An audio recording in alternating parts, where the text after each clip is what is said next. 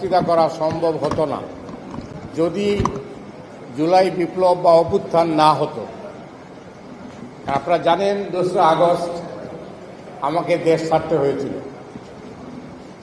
বলা হয়েছিল দেশে থাকলে হয় জেলখানায় আর নাইলে বিদেশ যেতে পারেন। আমি বিদেশ যাওয়াটাই বেছে নিয়েছিলাম। বলতে পারেন অনেকটা কাপুরুষের মতো।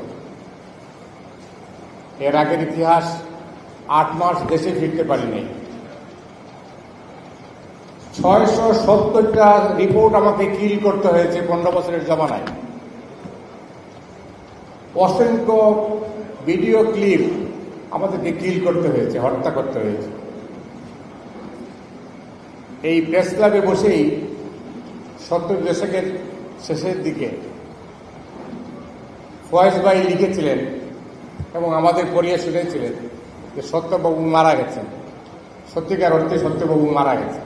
সত্যবাবু কিন্তু এখনো ফিরে আসেন। আমরা একটা হঠকারিতা দেখতে পাচ্ছি।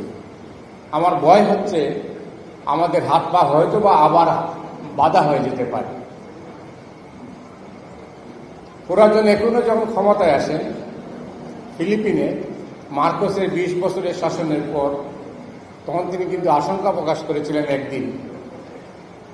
তার কারণটা ছিল সব পত্রিকায় বা টেলিভিশনে তখন এমন সব খবর দেয়া হতো যে মার্কোসের শাসনের পরে পুরাজন একুইনো আসার পরে এমনভাবে কোন জেনারেল কোথায় বসে খবর লিখছেন বা কথা বলছেন সেই সমস্ত জিনিস লেখা হতো কাগজে।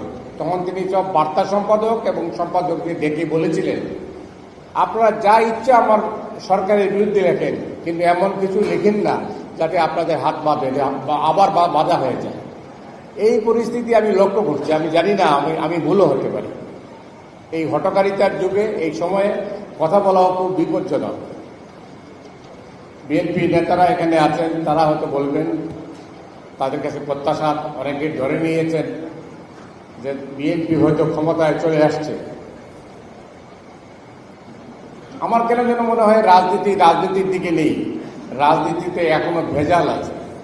সেই ভেজাল মুক্ত না হলে ক্ষমতায় আসাটা হয়তো কঠিন হবে। আপনারা সবাই ভালো থাকবেন।